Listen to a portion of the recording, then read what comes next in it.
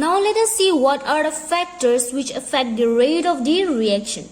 The first factor is concentration of reactants. Now what does rate of reaction means? Rate of reaction means speed of the reaction. That means for a fast reaction, the rate of the reaction will be high. For a fast reaction, the speed of the reaction will be high. For a slow or moderate reaction, the speed or rate of a reaction will be slow. So rate of reaction increases with increase in the concentration of the reactant. If the concentration of the reactant increases, the rate of the reaction will also increase. Going to the next one, that is temperature. Increase in temperature will always increase the rate of the reaction. Once you increase the temperature of a reaction, the speed of the reaction will be faster. That means increase in temperature increases the rate of the reaction. Nature of reactant and product. Now nature of reactant and product play a very important role in increasing the rate of the reaction. Now with greater ease or more easily a specific bond will break or form, greater will be the rate of the reaction. That means how easily a bond breaks. That means in the reactant, if the bond break easily, that means it will form a product faster. So the rate of the reaction will increase. Presence of catalyst. We all know that catalyst increases the rate of the reaction. That means presence of catalyst will increase the rate of the reaction. Surface area.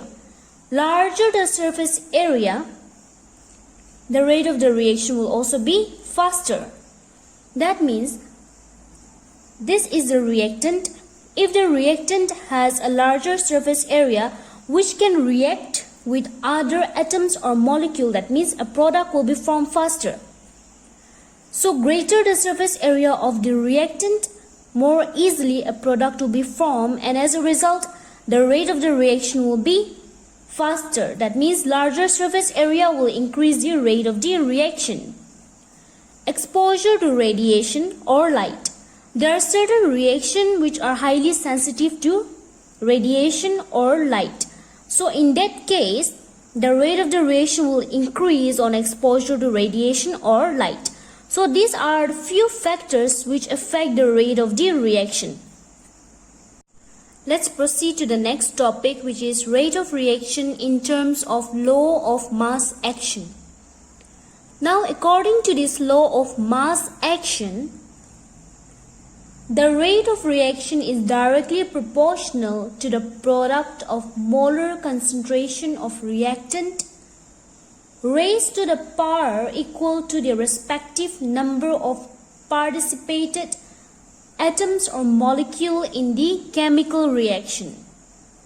Now from this very long definition, it simply says that the rate of the reaction is directly proportional to the concentration of the reactant, that is A, B, C, or any reactant present, which will be raised to the power of their stoichiometric coefficient. That means A, B, C, which are the stoichiometric coefficient associated with the reactant, they will be raised to the power. If you remember the average rate of reaction, what we were doing is we were dividing the stoichiometric coefficient. But in case of law of mass action, the stoichiometric coefficient will be raised to the power term. So the rate of the reaction is proportional to the product of the molar concentration of the reactant. Since there is a proportional term, we need a proportionality constant. So in this case, the proportionality constant is K, which is also known as rate constant or velocity constant or even specific reaction rate. Now, if the concentration of the reactant is 1, 1, 1, that means if this is 1, what will happen is R will become equal to the proportionality constant. And when R becomes equal to the proportionality constant, this entirely is known as rate constant. Now let us see what is rate law expression. Rate law expression basically links the rate of a reaction to the concentration of the reactant.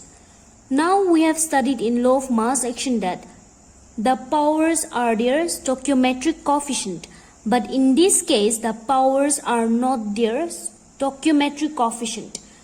PQR may or may not be equal to their stoichiometric coefficient.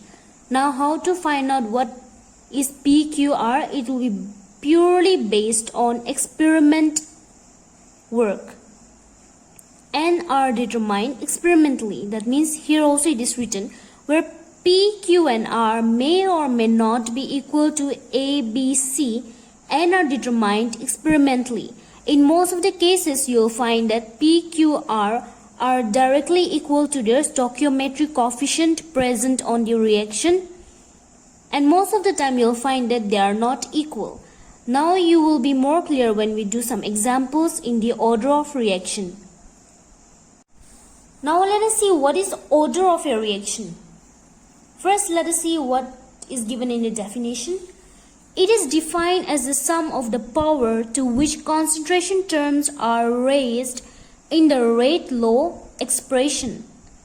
Now it basically says that it is the sum of the power. That means what is the power here? PQR.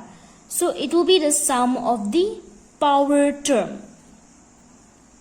Now here N, the order is given by N, so is equal to the sum of the power PQR. So if PQR after adding you are getting 1, the reaction is a first order reaction, and if you are getting 2, the reaction will be a second order reaction. If N is 3, it will be a third order reaction, and so on. Now let us see the examples of order of a reaction. Remember one thing, if you do not find any material or any catalyst which help in proceeding the reaction, we can determine the order of the reaction with the help of their coefficient. So rate is equal to the concentration of the reactant. So the reactant, the coefficient here is 1. That means it is a first order reaction. Now for the second one, the concentration of the reactant. That means we take the sum of their power. So here the coefficient is 1 and there is no catalyst, so we can take the coefficient. So coefficient 1 plus 1 we get 2. So it is a second order reaction. Same goes for this reaction. There is no catalyst or there is no material, so we can take the coefficient. So the concentration of the reactant, the coefficient is 2, so it is a second order reaction. Going to the third one, there is no catalyst, so we can take the coefficient. So here R is equal to the concentration of the reactant. Here the power will be 2, power will be 1. So 2 plus 1 gives you 3. So it is a third order reaction. Now those reactions where materials or catalysts are used for the proceeding of the reaction, those reactions are known to be zero ordered reaction. Here H plus Cl. They need sunlight in order to form HCl. They need a material, so it will be a zero order reaction. So concentration of the two reactant is 0. That means it is a zero order reaction. And in maths, if you have known that if the power is 0, that means it is considered to be 1. That is why R is equal to K. Even ammonia, it needs a catalyst in order to split up into nitrogen and hydrogen. So this is also a zero ordered reaction. You just have to remember what are the types of reaction. These are all found experimentally, so the mechanism is not needed. You just need to remember the reactions. Now coming to fraction type of order. Here pyrolysis of acetaldehyde. That means in this reaction what happens is free methyl radical is formed in this type of reaction. The mechanism, if you see the mechanism, you will know why 3 by 2 is coming, but it is not needed for your class. So you just need to remember, if a question comes which asks you to write fractional order, you just have to remember this reaction and know how to write it. So this is an example of a fractional type of order of a reaction. Now let us see the units of rate constant for different order of a reaction. Now rate is given as concentration by time. Concentration, we all know, it has the unit mole liter inverse. Time in second, so we get the unit of rate as mole liter inverse. This goes to the numerator and become inverse. So this is the unit of rate. Now whenever we are finding the unit of any order reaction, we'll be using the unit of rate as well. So here we have a reactant and product, and rate for a zero order reaction is given as K, reactant zero order reaction. So here rate, we already got the unit of rate, that is mole liter inverse second inverse. Here K, and I have already told you that if in the power term it is 0, it is considered to be 1. So we got the unit of zero ordered reaction as mole liter inverse second inverse. For first order reaction, we have rate is equal to proportionality constant and concentration of the reactant. Since it is a first order reaction, so it will have power term as 1. So rate, we know it is mole liter inverse second inverse. We also know that rate of a reaction, the concentration unit is mole liter inverse. So from here, left hand side, right hand side, like terms can be cancelled out. So mole liter inverse gets cancelled out. So the unit of first order reaction we got as second inverse. Now for the second order reaction, rate, we know it is mole liter inverse second inverse K. Since it is a second order reaction, we have the power as 2. So we know that the concentration unit is mole liter inverse. Since it is 2, it will have a square. So we can write this as mole liter inverse second inverse is equal to K mole square liter square. So here what we can do is 1 mole and 1 mole from here can be cancelled out. Mole liter inverse second inverse. So we can do in this manner, mole liter inverse second inverse divided by mole square liter. Now when this go to the numerator, 2 will become minus 2. So here we have 1. 1 minus 2, we get mole inverse. Now this minus 2 goes to the numerator and becomes plus 2. So minus 1 plus 2, we get liter 1, no need to write, and second inverse. So this is the unit for second order reaction, mole inverse liter second inverse. Now going to the third order reaction, rate, we already know it is mole liter inverse second inverse. Concentration, we already know mole liter inverse whole cube. Now this can be written as mole. Since it is cube, you can directly multiply it or write it 3 times in order to make it simple. So one term and one term gets cancelled here.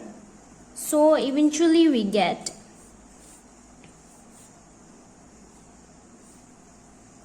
second inverse divided by, since it is mole square, liter. If you multiply it, you will get this, so don't be confused. So when this goes to the numerator, it will become mole square inverse liter. Since it was negative here, when it goes to the numerator, it will become positive and second inverse. So this is the unit for your third order reaction. So in this way you will find out the unit, or if you don't want to find out directly, you can remember it, because questions will come asking for the unit of any of the order reaction. Let us go to the next topic, which is molecularity of a reaction. We'll go a little faster because all these chapters are included in your midterm. So what is molecularity of a reaction? It is basically tells us that the species which collide simultaneously to bring about a chemical reaction is known as the molecularity of a reaction.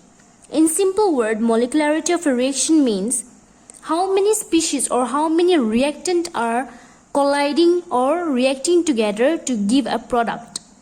So if molecularity is 1, the reaction is called unimolecular reaction. If molecularity is 2, the reaction is called bimolecular reaction. Let us see the example.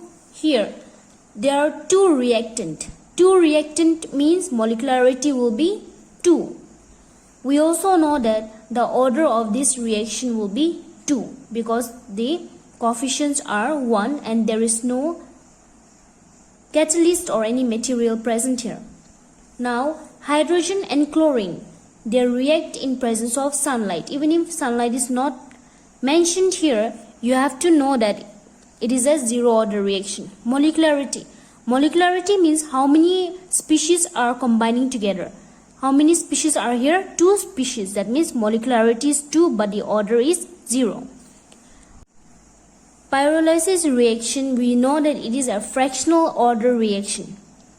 How many species are reacting here? There is only 1 species reacting. So molecularity is 1 and we know that it is a fractional order reaction. So 3/2. Molecularity is nothing but it only tells how many reactants are combining together. Number of reactant. You have to know one thing is that molecularity is a theoretical concept but order is an experimental concept. Through experiment only we are getting to know what order the reaction has. So this order of a reaction can have number 0, 1, 2 or even fractions.